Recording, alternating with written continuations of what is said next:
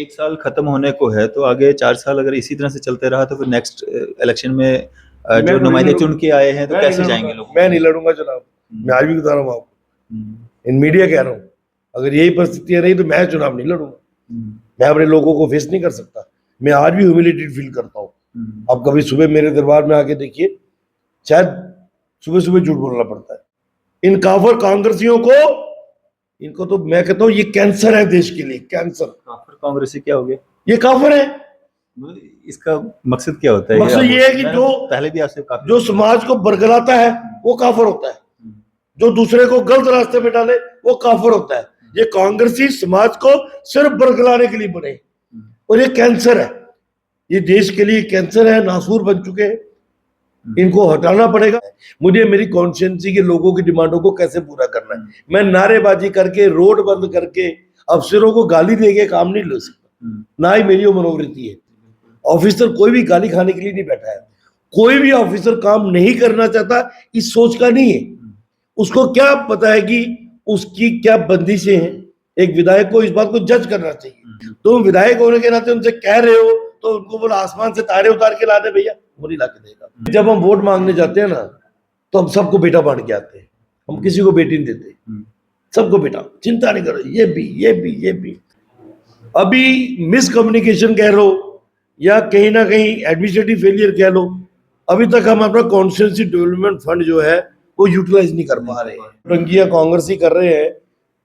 यहाँ से वो 15-20 छोकरों को ले जाके दिल्ली में ड्रामा करना, फिर अपना ही लीडर इनका राहुल गांधी वहां नहीं पहुंचा। इनको कितनी बड़ी वहां पे जुतियां खानी पड़ी है कि यहाँ से ड्रामा करने के लिए 15-20 लोगों को गाड़ियों में लोड करके ले गए भेड़ बकरियों की तरह, और वहां राहुल गांधी भी नहीं आया इनको सुनने के लिए। तो इससे बड़ी और लानत क्या होगी। ये सिनेरियो ज्यादा जम्मू कश्मीर का खराब कर रहा है। आज की खास मुलाकात में हमारे साथ मौजूद हैं एमएलए बाहू और भारतीय जनता पार्टी सीनियर नेता विक्रम सिंह रंधावा जी। है तो आज 5 अगस्त 2025, लेकिन आज क्योंकि काफ़ी सारे उम्मीदें लोगों को थी, कुछ अफवाहें थी, इश्यूज बहुत सारे हैं, लेकिन हम शुरुआत जो है राजेंद्र सिंह राणा जो एसडीएम रामनगर थे और जिनकी सड़क दुर्घटना में जो है मृत्यु हो गई, उनके पर चर्चा करेंगे, बात करेंगे।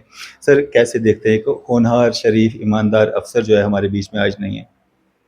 कुदरत का खेल है, जितनी हम लिखा के आए हैं उतनी हमने जीनी है। समय स्थान सब तय होता है। राजेंद्र सिंह जी बहुत अच्छे एडमिनिस्ट्रेटर थे, डीएमओ कठुआ रहे हैं, और एक अच्छी विल पावर वाला व्यक्ति था। मैं खुद भी उनसे मिला हूँ, 2-3 बार टेलीफोन पे भी मेरी बात हुई है। बहुत ही सभ्य स्वभाव से उन्होंने मेरे से बात भी की।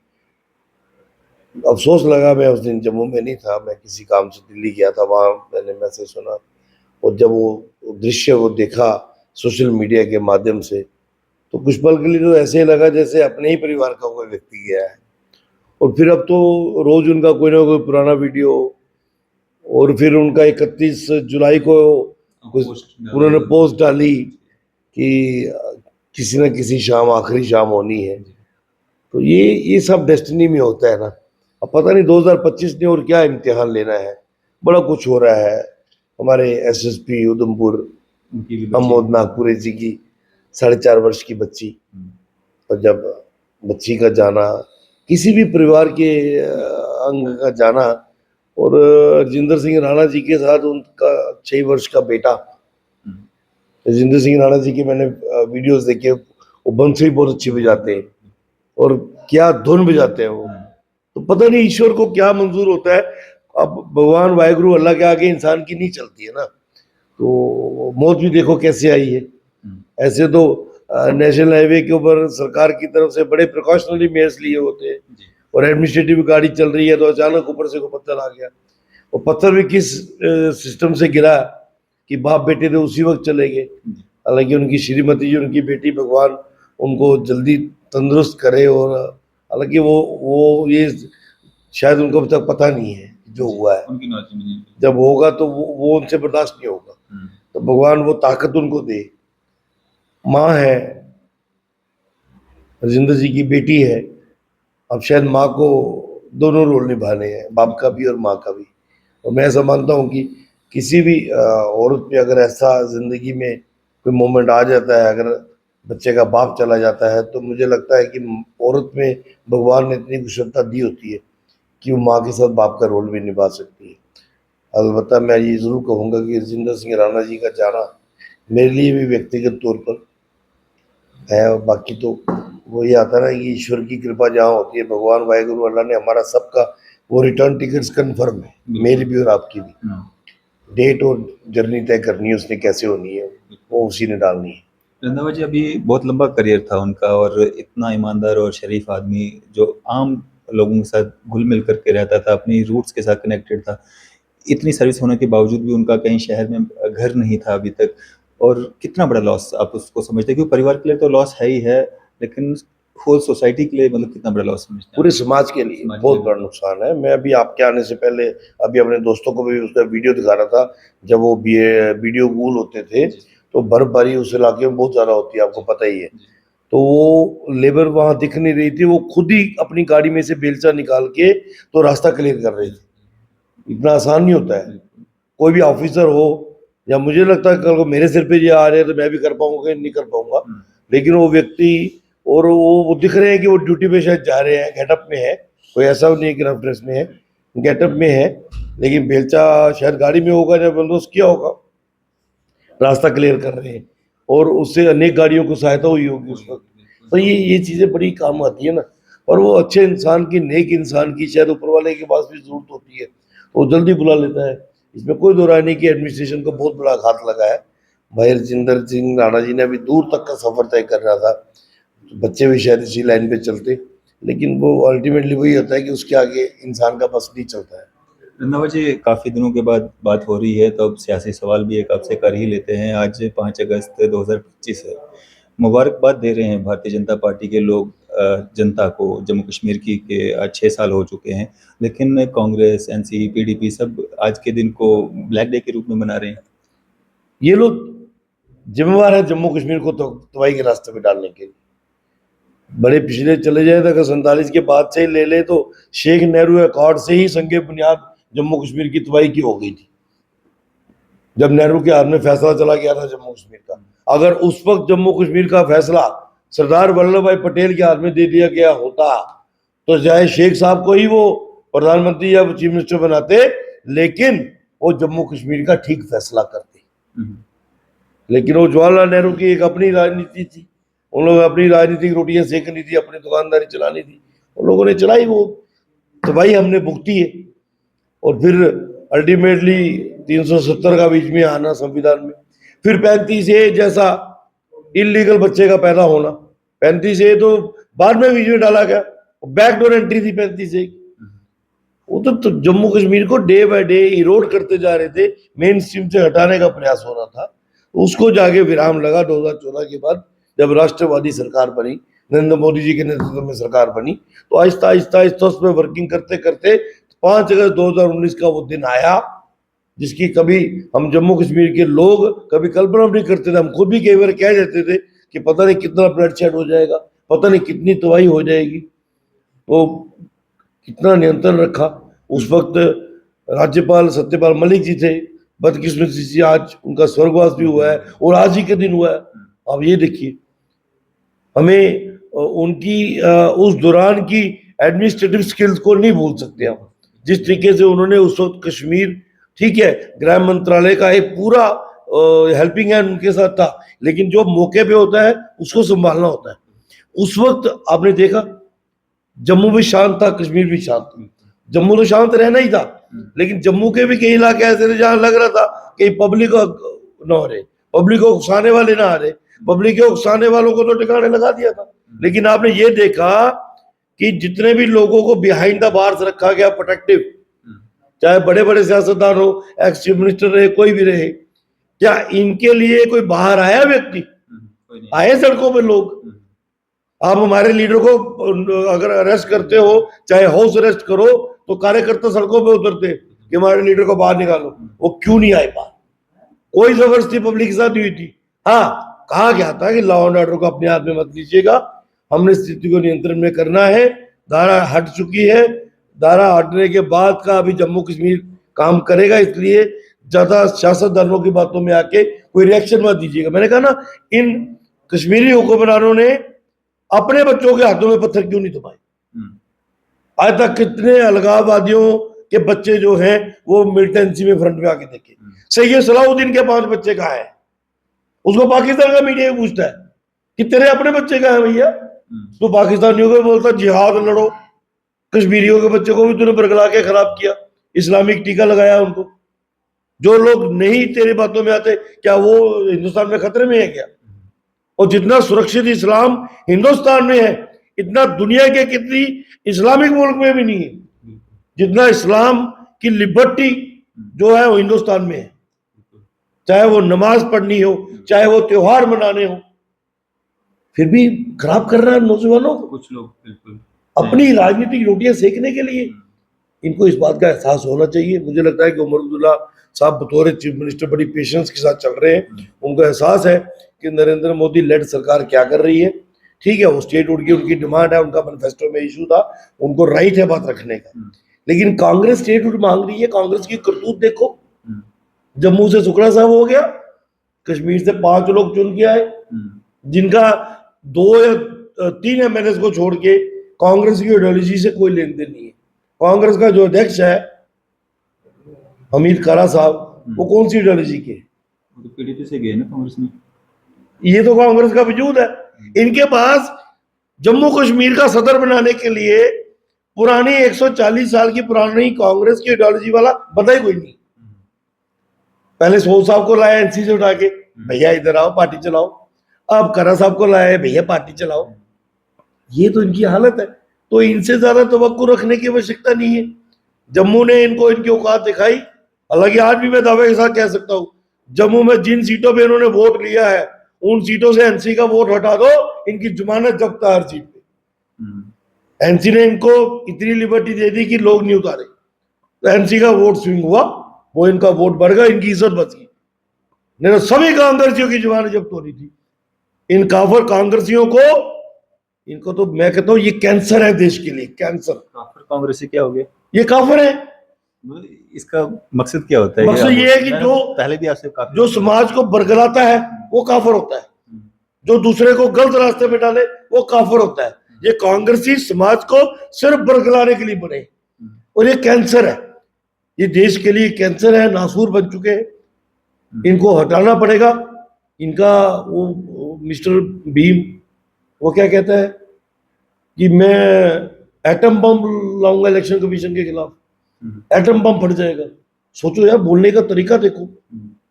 तो बदकिस्मती है ना, पार्टी ऐसी है जो अंग्रेजों ने बनाई, आज भी अंग्रेजी चला रहे हैं।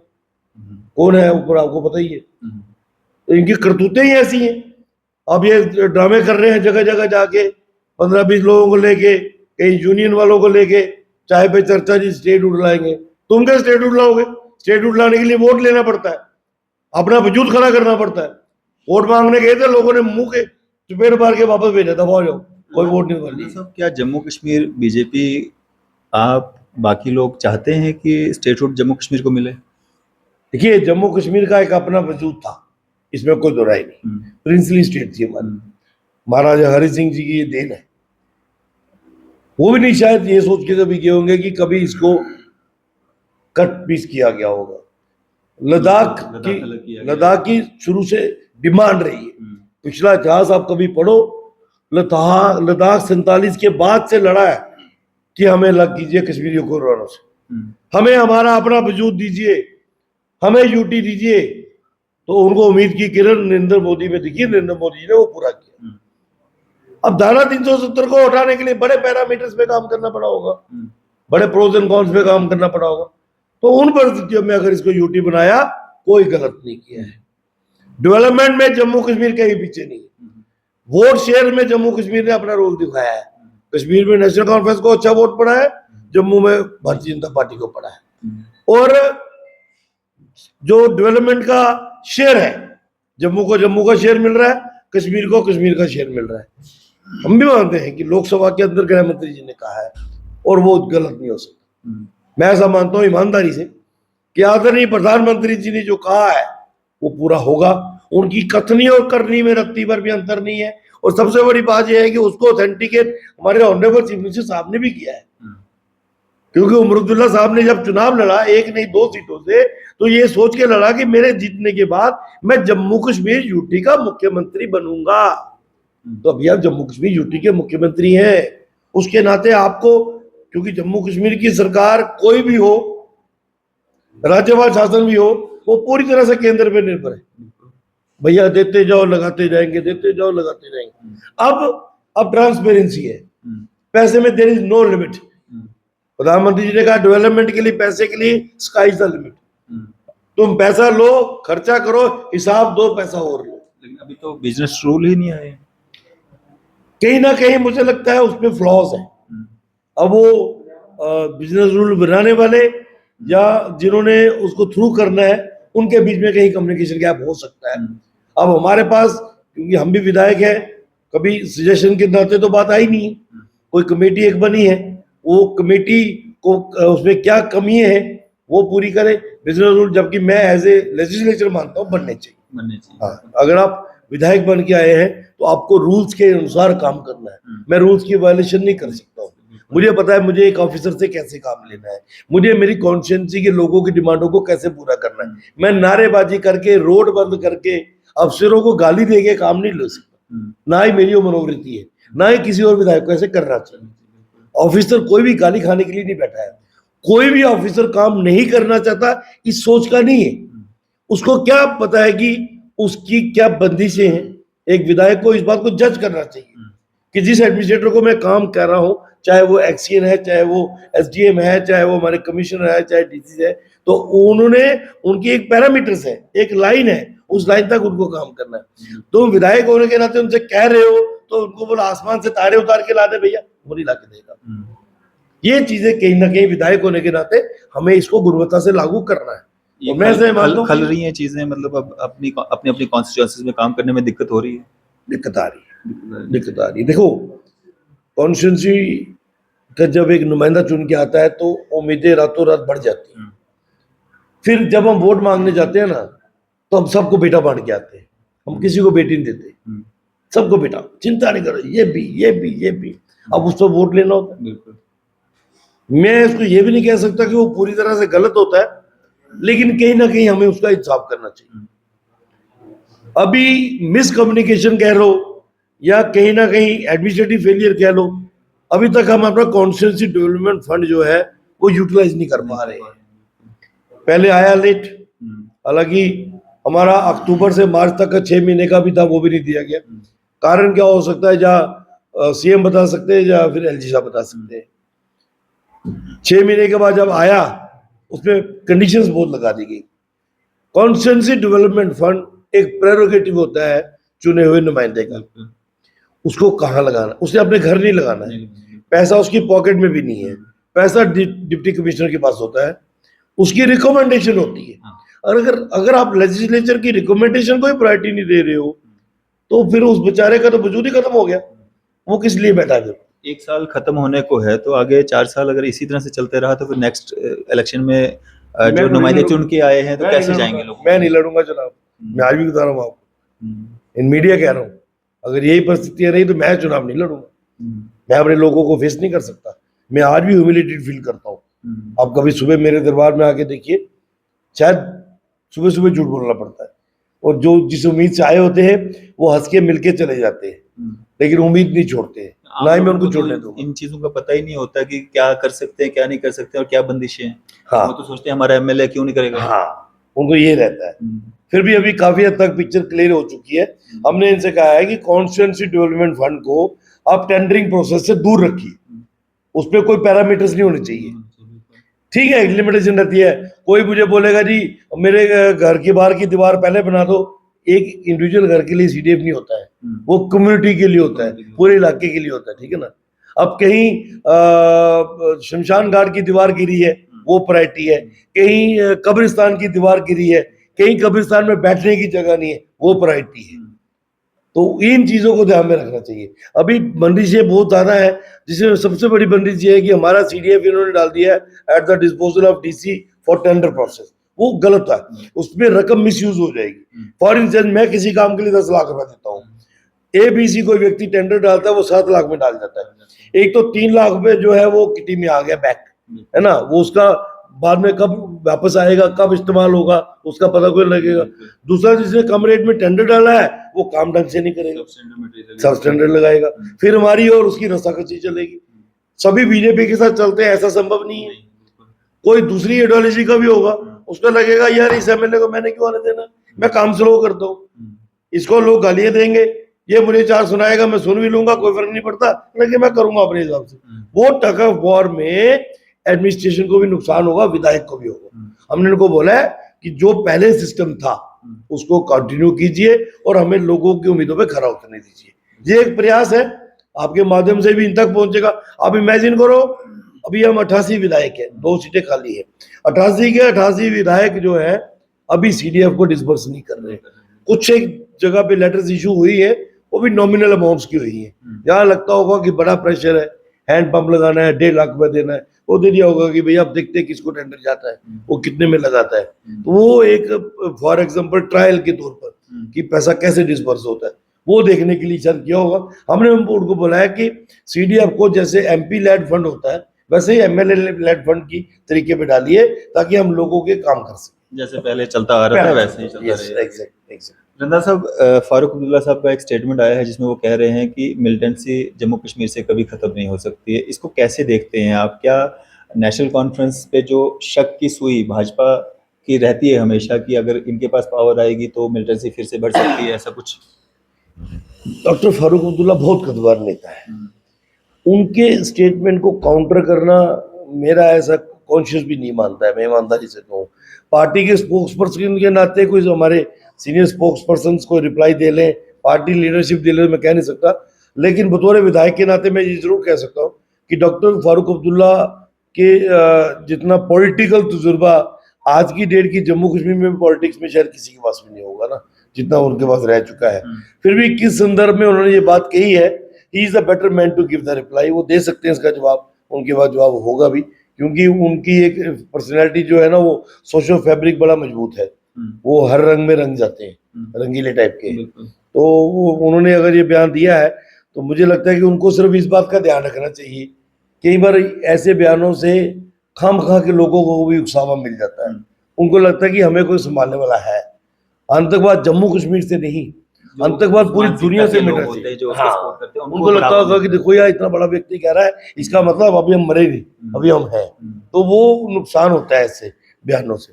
अलबत्ता डॉक्टर फारूक अब्दुल्ला की सभी इज्जत करते हैं, करनी भी चाहिए, फादर फिगर है, सभी टॉलेस्ट पर्सन है जम्मू कश्मीर की पॉलिटिकल अरेना के। तो अब उन्होंने कही है बात, तो नरेंद्र मोदी जी का बड़ा क्लियर कट है कि 0 टॉलरेंस फॉर टेररिज्म, उस पर कोई समझौता नहीं है। तो जम्मू कश्मीर ही नहीं, पूरे भारत में ही जो है आतंकवाद खत्म होगा। रंधावा साहब, 15 अगस्त के लिए भी कहा जा रहा है कि हो सकता है कि प्राइम मिनिस्टर साहब जो हैं स्टेट अनाउंस करें, क्या ऐसा संभव है? हो सकता है ऐसा कुछ? क्योंकि जिस तरह से नेशनल अपना कांग्रेस जो है लगातार सड़कों पे थी, या कुछ ऐसा कुछ अंदेशा है? ऐसा नहीं है जी, अब लाल किले से क्या घोषणा करनी होती है वो तो टोटल प्रेरोगेटिव गवर्नमेंट का रहता है। प्रधानमंत्री जी क्या घोषणा उस दिन करते हैं उस दिन ही हम सुनेंगे। नहीं, कह नहीं सकते, 6 साल बहुत हो गए। उन्होंने कहा है कि उचित समय पे देंगे। अब उचित समय जो है वो प्रधानमंत्री जी की अपनी टर्मिनोलॉजी है ना, उन्होंने अपने हिसाब से उचित समय देखना है। अब उचित समय के लिए हमें पहले वैसा माहौल यहाँ पे देना पड़ेगा। जिस तरीके के नौटंकियां कांग्रेस ही कर रहे हैं, यहाँ से वो 15-20 छोकरों को ले जाके दिल्ली में ड्रामा करना, फिर अपना ही लीडर इनका राहुल गांधी वहां नहीं पहुंचा, इनको कितनी बड़ी वहां पे जुतियां खानी पड़ी है कि यहाँ से ड्रामा करने के लिए 15-20 लोगों को गाड़ियों में लोड करके ले गए भेड़ बकरियों की तरह, और वहां राहुल गांधी भी नहीं आया इनको सुनने के लिए। तो इससे बड़ी और लानत क्या होगी? ये सिनेरियो ज्यादा जम्मू कश्मीर का खराब कर रहे हैं जी। क्या एक मैसेज रहेगा आपका आम जनता के लिए, खासकर बाहू कॉन्स्टिट्यूंसी के लोग जो भरी उम्मीदों से आपके पास आते भी हैं, आपसे मिलते भी हैं, आपको देखते भी हैं एज एन एमएलए, कि आप बाहू कॉन्स्टिट्यूंसी की तस्वीर जो है वो बदलेंगे? देखिए, उम्मीद पे दुनिया कायम है। मेरी एक ऐसी कॉन्स्टिट्यूंसी है जिसमें हमारे ऑनरेबल चीफ मिनिस्टर भी रेजिडेंट है, गवर्नमेंट के काफी लोग हैं, बहुत बड़ा ब्यूरोक्रेटिक सेटअप भी यहाँ रहता है। जम्मू कश्मीर का जो रिचेस्ट पर्सन है वो भी मेरा वोटर है, और एक ऐसा व्यक्ति भी मेरा वोटर है जिसको एक वक्त के खाने के बाद दूसरे वक्त के खाने का सोचना पड़ता है, जो स्लम्स में हमारा एरिया आपको पता ही है उनकी क्या हालत है बेचारों की। लेकिन उसके बावजूद भी मेरी कोशिश होती है कि मैं सब तक पहुंचूं, और मेरा प्रयास रहता है पूरा दिन किसी न किसी कार्यक्रम में कॉन्स्टिट्यूंसी के किसी न किसी कोने पे गया होता हूँ। तो मुझे लगता है कि जो उम्मीदें मेरे से लोगों ने लगाई हैं मैं उस पर खरा उतरने का पूरा प्रयास करूंगा। बड़ा कुछ एडमिनिस्ट्रेटिव लेवल पे करवाना पड़ता है, आपको पता ही है।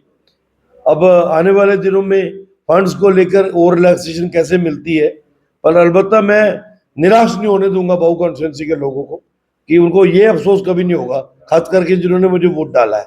जिन्होंने नहीं डाला है वो तो तांडव कर रहे हैं, कहीं ना कहीं वो ड्रामे करते रहते हैं, खास करके कांग्रेसी जिनके पल्ले कुछ नहीं है लेकिन वो ड्रामे करते रहते हैं। पार्टीज ने तो करना है अपने तौर पे, लेकिन आम Definitely, लोग वो हमारी तारीफ थोड़ी करेंगे। एमएलए तो अब सबके हाँ, वो हमारी तारीफ थोड़ी करेंगे, हम तो विरोध करेंगे।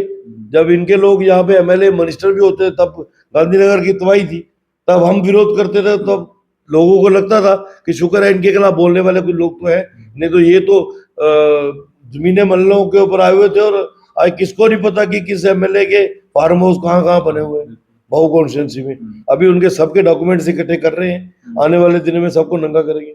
जी चलिए, शुक्रिया हमारे से बातचीत करने के लिए, अपना कीमती समय देने के लिए। धन्यवाद। तो विक्रम सिंह रंधावा जी हमारे से बात कर रहे थे, एमएलए बाहू कॉन्स्टिट्यूंसी। आपकी इस पर क्या राय है? आप अपनी राय जो है जरूर साझा कीजिएगा। इसी तरह की मजीद अपडेट्स के लिए आप देखते रहें न्यूज़ शहर इंडिया।